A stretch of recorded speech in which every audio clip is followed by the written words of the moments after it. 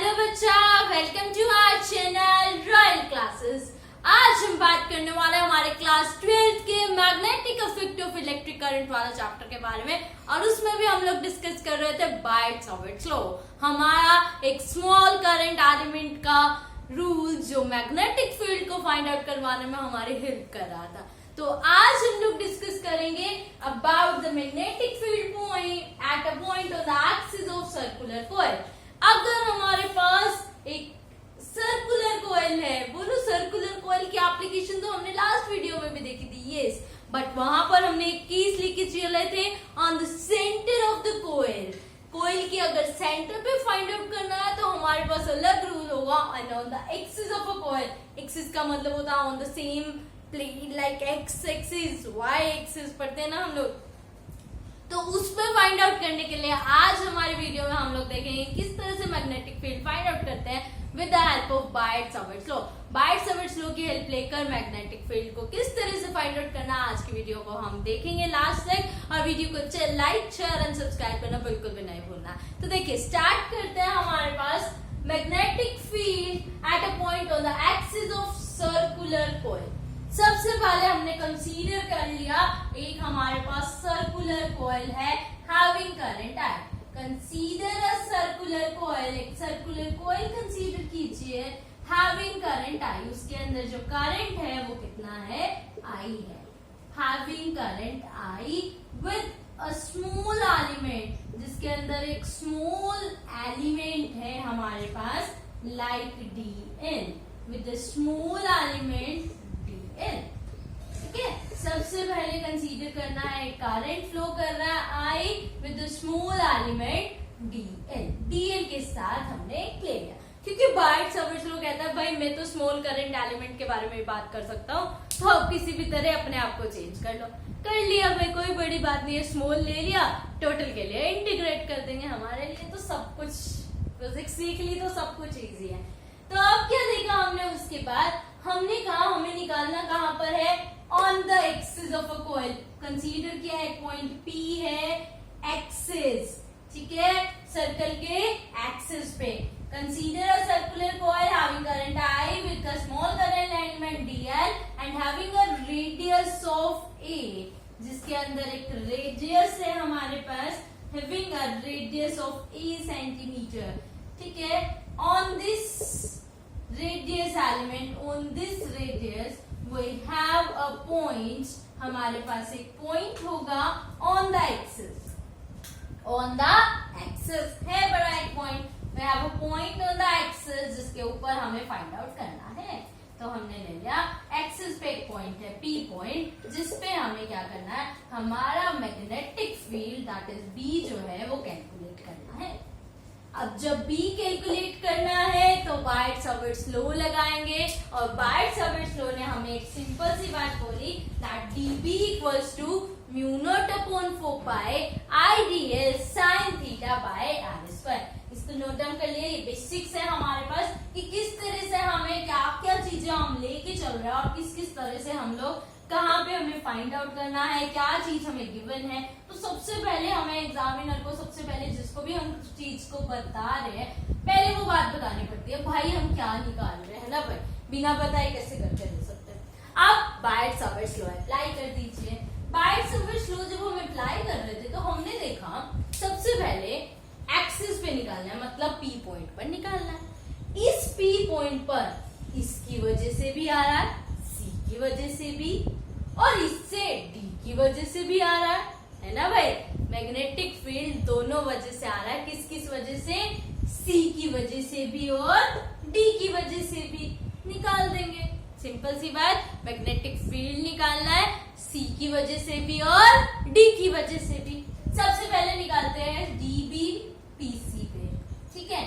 तो फॉर्मूला क्या आया, mu naught upon 4 pi IDL sin theta by r square. यही फॉर्मूला पढ़ा हमने, IDL sin theta by r square. और करंट हमें पता है, DL हमें पता है। DL और करंट में सबसे पहली काम क्या आ जाता है, एंगल। तो सर्कुलर रूप पे हमने बोला था टेंजेंट देता है डायरेक्शन, तो यहाँ पर एंगल हमेशा क्या बनेगा, 90 डिग्री। 1 मार्क क्वेश्चन में कई बार पूछा जाएगा, तो इसको नोट डाउन कर लो स्टार डालकर कि सर्कुलर लूप पे हमेशा एंगल क्या बनता है, 90 डिग्री।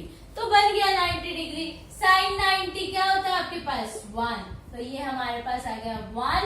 तो dB due to PC is mu naught upon 4 pi IDL sine 90 हो गया 1 बाय में आर स्क्वायर।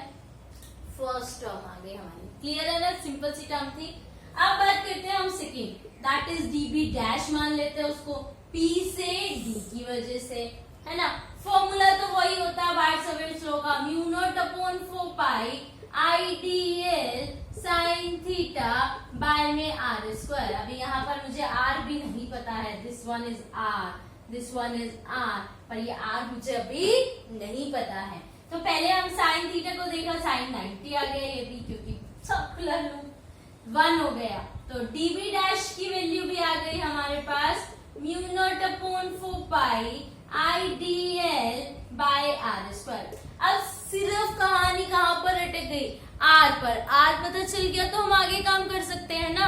तो आर के लिए हमने क्या देखा, ये एक ट्रायंगल बन रहा है हमारे पास, इसको नाम दे दिया OPC, देख गया ना सबको, OPC।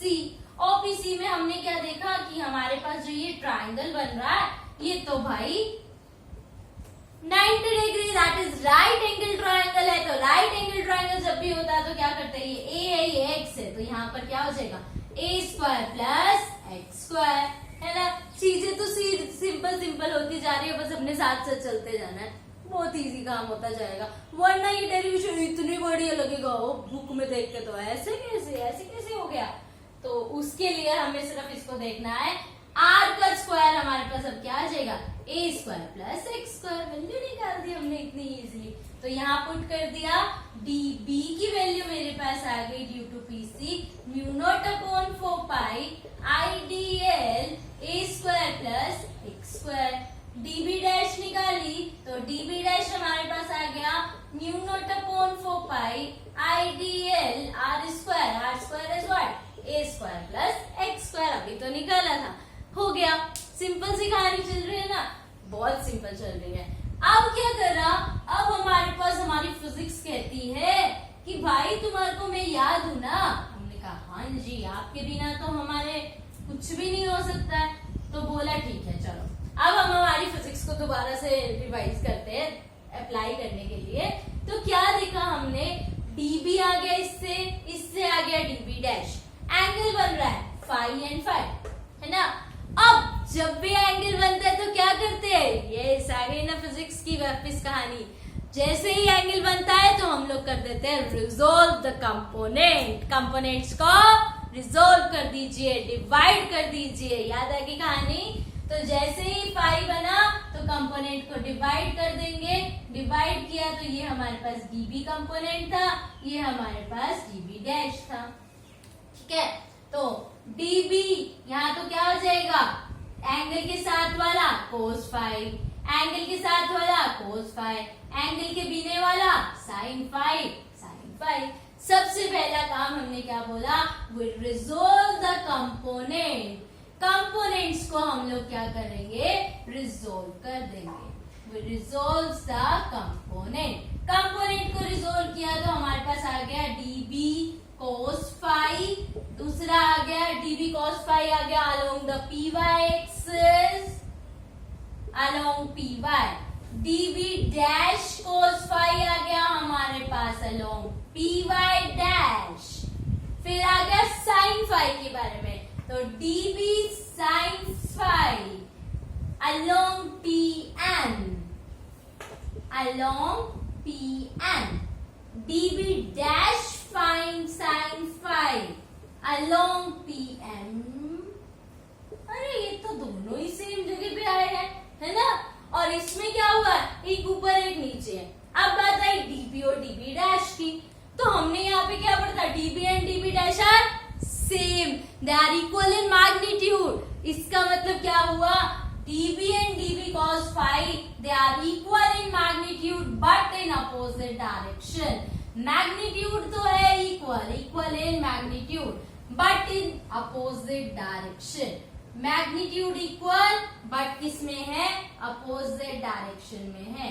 तो जब ऐसी कहानी होती है हम लोग उसी टाइम पे कह देते हैं they are equal and opposite and cancel out each other. ठीक है, इक्वल अपोजिट कोई चीज भी मिलेंगे तब वो क्या हो जाएंगे, कैंसिल आउट ईच अदर। तो ये और ये तो आपस में कैंसिल ही हो गया। बच क्या गया, सिर्फ साइन कंपोनेंट वाला बन गया। तो हम क्या करेंगे, अब इसको उठा लेंगे और हमें टोटल चाहिए। टोटल के लिए हम लोग क्या कर देते हैं, इंटीग्रेशन। इंटीग्रेशन करते ही हमारे पास रिजल्ट आ जाएगा। ठीक है, तो अब हम लोग क्या करेंगे, that magnetic field B equals to integration of dB sin phi। हमारे मर्जी dB डैश लिख लो, हमारे मर्जी dB लिख लो, क्योंकि दोनों ही सेम है ना, 2 तो 2 ही है। तो अब यहाँ पे क्या आ गया, B equals to dB। dB की वैल्यू आप लोगों ने फाइंड आउट की हुई है, mu naught upon 4 pi IDL upon में a square plus x square sine of phi. अब क्या कहते हैं, जो कांस्टेंट है उसको बाहर निकाल लो।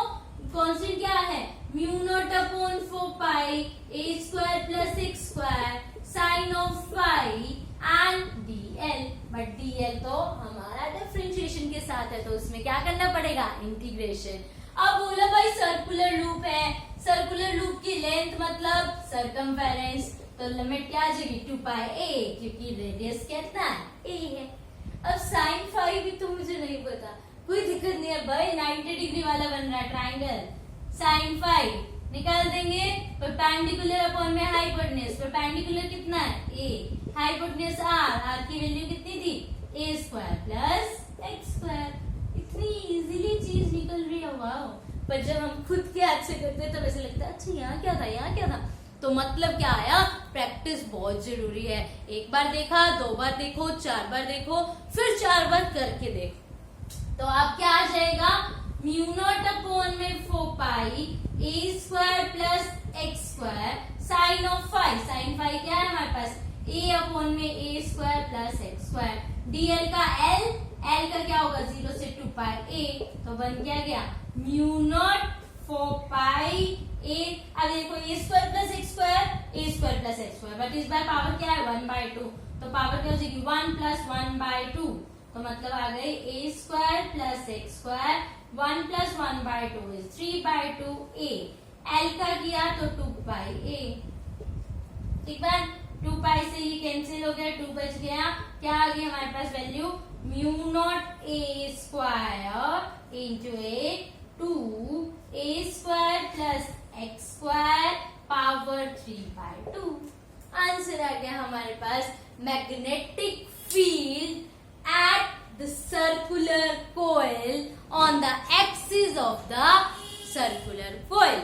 सर्कुलर कॉइल की अगर एक्सिस पे मैग्नेटिक फील्ड निकालना है तो हमें सबसे पहले रिजोल्व करना पड़ेगा।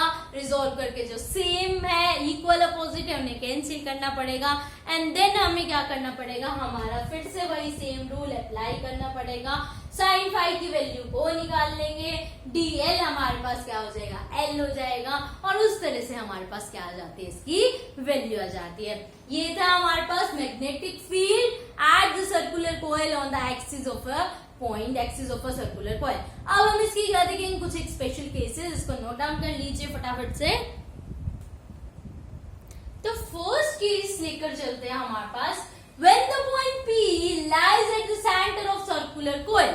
पॉइंट P जो है वो centre of the circular coil पे लाई करता है, मतलब ये x तो है ही नहीं फिर, है ना, तो इसका मतलब x की वैल्यू आ गई हमारे पास 0। अब हम इसमें जब पुट करते हैं तो B की वैल्यू क्या हो जाएगी, mu naught upon 4 pi 2 pi n i a square plus x square की पावर 3/2, ये कैंसिल हो गया। वैल्यू आ गई mu naught upon 4 pi 2 pi n i a square upon में a क्यूब, इससे कैंसिल हो गया। सिर्फ हमारे पास क्या बच गया, a बच गया। आंसर आ गया, है ना, इजी टेस्ट था ना। अगला बोला when point P lies far away from the centre of coil. Centre of coil से पॉइंट जो है हमारे पास वो अवे है। अवे है मतलब क्या हुआ, x जो है वो बहुत ज्यादा दूर है, किससे, a से। x जो है वो बहुत ज्यादा बड़ा है किससे, ई से। ये बहुत दूर है, तो बहुत दूर है तो इसका मतलब अब क्या होगा, एक्स स्क्वायर प्लस ए स्क्वायर बिकम एक्स स्क्वायर, है ना। ऐसा ही केस होता है, जो बड़ा है उसी की कहानी चलती है। तो v equals to mu naught upon 4 pi 2 pi N I A square, यहाँ क्या आ गया A square plus X square, तो यहाँ क्या बचेगा, सिर्फ एक्स स्क्वायर की पावर 3/2, ये हमारे पास कैंसिल हो गया। Mu naught upon 4 pi 2 pi N I A square upon में एक्स क्यूब आ गया। अब एक चीज यहाँ से ऊर आती है, यहाँ पर हम लोग हर चीज को कहते हैं सिंप्लीफाई करना सीखते हैं। तो क्या कहते हैं कि यहाँ पे हमारे पास पाई ए स्क्वायर आ गया, तो पाई ए स्क्वायर को हम लोग क्या कह सकते हैं, सर्कल का एरिया निकालो, पाई आर स्क्वायर, आर की जगह क्या है ए स्क्वायर, तो पाई ए स्क्वायर हमारे पास क्या होता है, एरिया होता है। तो इसको क्या लिख सकते हैं, b equals to mu naught upon 4 pi 2 pi pi A square को तो हमने 2n I capital A upon X cube. अब और शॉर्टकट ढूंढे, और शॉर्टकट में क्या कहेंगे, i इंटू ए, ठीक है। इसको एक नाम दे देते हैं capital M, that is magnetic dipole movement. I into A को एक और नाम दे दिया, क्या, मैग्नेटिक डाइपोल मूवमेंट, ठीक है। Capital M that is the product of I and A, मतलब करंट इंटू एरिया, जैसे हमारे पास होता था P that is electric dipole movement, वहां से अब हमारे पास क्या आ गया, एक नया नाम आ गया, magnetic dipole movement. Magnetic dipole movement is denoted by M and it is a product of current into area. Current into area हमारे पास किसके इक्वल होता है, M के, and this M is known as magnetic dipole movement. अगर मैं कहूँ इसकी यूनिट क्या होगी, तो I की यूनिट हमारे पास एम्पियर, एरिया की यूनिट मीटर स्क्वायर, तो वैल्यू आ गई ampere metre square is the unit of B। B क्या है, mu naught upon 4 pi 2n, I into A क्या हो गया, m अपॉन में एक्स क्यूब। ये वैल्यू किसकी आ गई, हमारी मैग्नेटिक फील्ड की एम्पियर मीटर स्क्वायर के साथ, ठीक बात। तो ये हमारे पास क्या था, मैग्नेटिक फील्ड कैसे फाइंड आउट करते हैं एक एक्सिस पे और उसकी कुछ स्पेशल केसेस, और ऐसे ही अब हम लोग अगले लॉ पे जाएंगे, that is ampere circuit law. तो उसको देखने के लिए वीडियो को लाइक शेयर एंड सब्सक्राइब करना बिल्कुल भी नहीं भूलें। Thank you.